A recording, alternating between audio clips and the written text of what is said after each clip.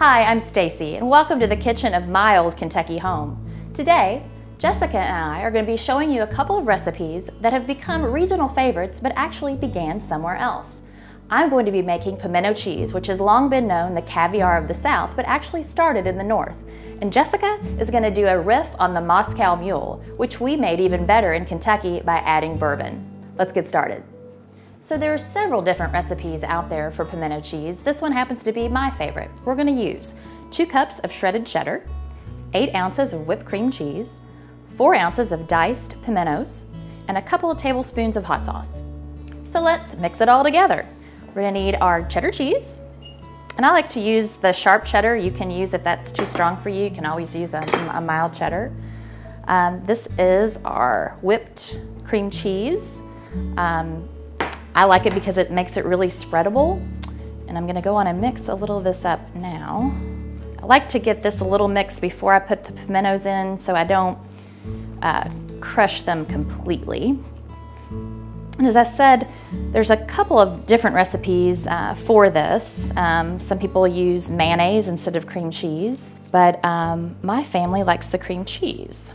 So as I mix this, I'm going to tell you a little of the history of this. As I said, it's long been known as the caviar of the South because starting about the 1920s, it really was a Southern favorite. You know, I grew up eating pimento cheese sandwiches, having it on spreads. You can go all throughout Louisville restaurants and they'll have it topped on a burger or used in cheese grits, or even I've seen it topped on baked potatoes. This actually started in the North though, and about the early 1900s, apparently a Danish immigrant started using a type of cream cheese and mixed it with imported Spanish peppers, and these were sort of hard to find, so these were you know, the more affluent or upmarket folks would make this spread, and apparently, according to research, it was served at fancy tea parties and elegant affairs.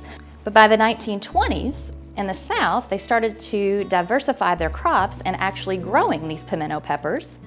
Well, they mixed theirs, based on this recipe, I imagine, with mayonnaise, and so that's why you see so many mayonnaise recipes based in the South. And apparently this was a pretty economical recipe, so it was served to the working class on sandwiches. And again, like I said, in Louisville, you can find it at very posh tea parties and bridal showers, and of course on Derby Day brunches, and then just served throughout the year on just about everything. So I've just mixed in the pimento peppers now, and I try not to get those too beaten up. And then the last thing I'm going to do is add this hot sauce. You can use any that you like. I love Tabasco because it's aged in bourbon barrels, but my favorite for this recipe is Frank's hot sauce. I just think it has a really extra tangy flavor that cuts the sweetness of the peppers. So we make pimento cheese and have it in our refrigerator basically all year. We use it as a condiment. The kids get home from school, get out pretzels or tortilla chips or crackers, and it's a snack. But it's something I always have in my refrigerator because it lasts a pretty good while in a nice little Tupperware container. And it's just an absolute treat.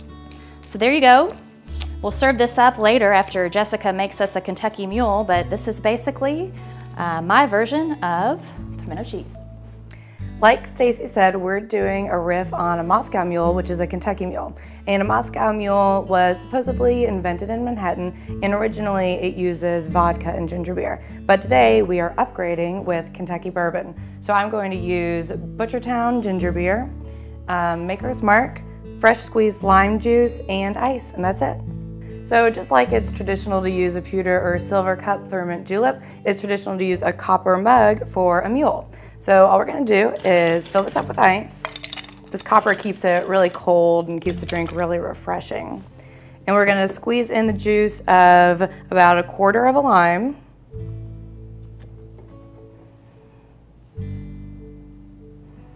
And you're gonna add 2 ounces of bourbon. I'm using Maker's Mark because it's sweet, and so that offsets the kind of spiciness of the ginger beer and the tartness of the lime juice really well.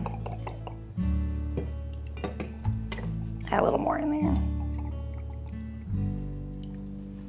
And then we're just going to top it off with our ginger beer.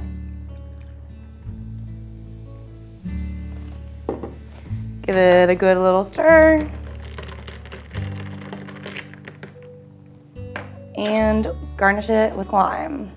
There you go, a Kentucky Mule. Well, Jessica, I think you've done it again. Taking a classic cocktail, giving it that Kentucky bourbon twist, and I think this is going to be my drink of the summer now. Well, good, thank you. And I've got to say, I love your version of pimento cheese. Oh, thank you. It is absolutely delicious. Well, and as like I was saying, not just is there a difference in doing cream cheese or the mayo or the different kind of cheeses, but I've seen recipes where they've added celery or garlic or a lot of other ingredients. I've even seen pickles or pickle juice added. But I will say, no matter how you spread it, it's better in Kentucky. Very good. I'll drink to that, right? Well, for recipes like pimento cheese and the Kentucky Mule and other regional favorites, visit us at culinarylouisville.com. And we'll see you next time on Bourbon and Biscuits. Cheers.